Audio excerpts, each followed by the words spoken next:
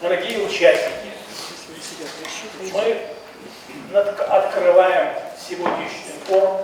Форум организуется Кыргызско-Российским славянским университетом имени первого президента Российской Федерации Бориса Николаевича Ельцина и Международным аналитическим клубом «Иссык-Куль. Большая Евразия». Рад отметить, что Кыргызстан – это страна, которая находится в центре Евразийского континента.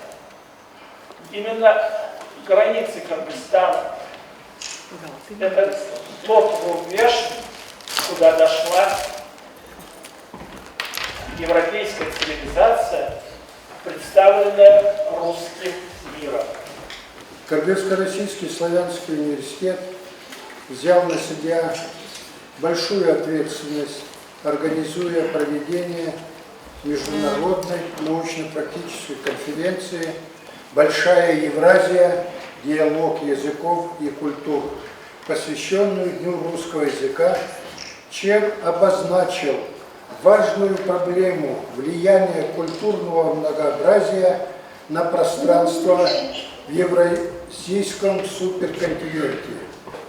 Русский язык является отражением огромного культурного и цивилизационного наследия, средством передачи традиций, ценностей, воззрений целого ряда народов, проживающих на обширной географической территории Евразии и объединенных общей историей и культурой Евразии, и определение своим далеко не полным возможности его существенного.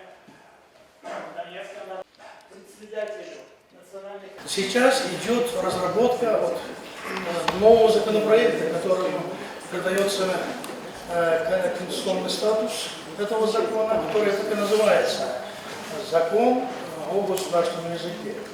Поскольку мы,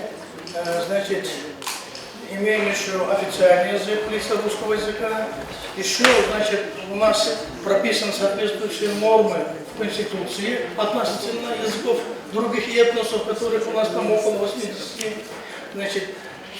Вот этот новый законопроект, наверное, мы будем называть, как закон о государственном языке и языковой политике. Поэтому я призываю всех ученых, в том числе вашего университета и других университетов, активно участвовать, принимать участие в разработке этого законопроекта. А всем участникам я желаю крепкого здоровья и успехов в работе форума. Президент России Владимир Путин на недавнем Евразийском экономическом форуме, который прошел в Бишкеке, отметил, что в пользу большого евразийского партнерства, помимо стран ЕАЭС и СНГ, выступили такие государства, как Индия, Китай, а также интеграционное объединение ШОС, АСЕАН и многие другие. Он также заявил, что большое евразийское партнерство призвано стать гарантом стабильности и процветания на всем континенте при учете многообразия моделей развития, культур и традиций всех народов.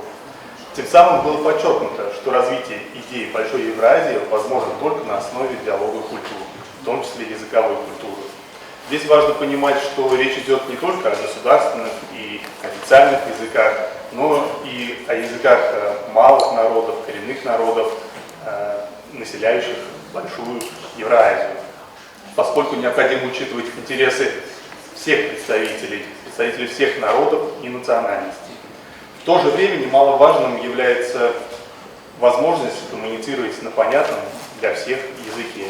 И ключевую роль в данном вопросе играет русский язык. Правительство Россотрудничества Кыргызской Республики является давним и надежным партнером для Кыргызстана и уделяет большое внимание развитию и поддержке русского языка в Кыргызстане. Мы исходим из того, что русский язык – это не только язык наших двухсторонних отношений, все-таки здесь Кыргызстан для нас особенная страна, и я вижу миссию Россотрудничества, она явно отличается от миссии Россотрудничества в Латинской Америке или еще где-нибудь. Все-таки русский язык – это… Мы исходим из того, что русский язык – это достояние Кыргызстана. Мы поддерживаем и приветствуем все усилия по развитию государственного киргизского языка.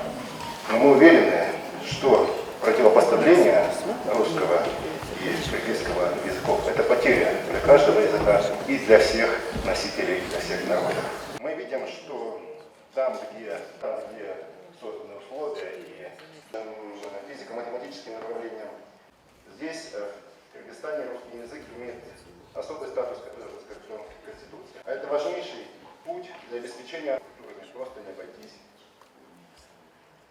методической и другой литературы, языка о школах республики. 4 мая в КРСУ стартовал конкурс видеоэссе «Письмо солдату-победителю» и «Подвиг твой мы будем помнить свято», приуроченный к 77-й годовщине победы в Великой Отечественной войне. Его организатором выступил Институт русского языка имени Абдукадыра Рузбаевича Урузбаева Кыргызско-Российского славянского университета. Каждая из представленных работ стала маленьким, но очень бесценным творческим проектом, в котором был сконцентрирован личный опыт молодых людей, искренние переживания, благодарность участникам Великой Отечественной войны и неподдельный интерес школьников Кыргызстана к событиям Великой Отечественной войны. По итогам конкурса жюри определило победителей и номинантов. Наверное, начнем мы с номинантов. Вручать дипломы будет ректор Кыргызско-Российского славянского университета, академик Владимир Иванович Нефадьев. Прошло 77 лет, как закончилась Великая Отечественная война. Но и сегодня раскрываются перед нами незабываемые тех героических сражений. Школа имени Челобаева, село Барскоун, Иссык-Кульская область. К нам приехали из Барскоуна, представляете, Барскоун. Он награждается дипломом 3-й степени и смарт-часами.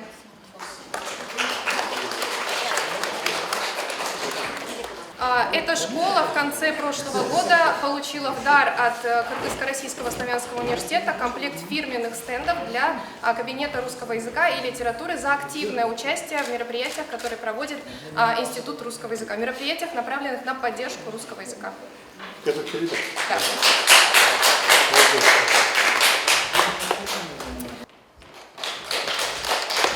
Она награждается дипломом 2-й степени и электронной книгой. Кстати, в этой школе нами оборудован кабинет русского языка. Оборудован был в 2014 году. Автор этого кабинета вот стоит перед вами, Ольга Леонидовна Сумарокова. И очень приятно, что там поддерживается образцовый порядок в этом кабинете. Это прошло уже 8 лет, он как новый. Спасибо. Да, Радик Касымовна, привет. благодарственное письмо вручается учителю русского языка и литературы Нуну Миян Лугмаровне. Ну тогда рядом становитесь. Я вас поздравляю.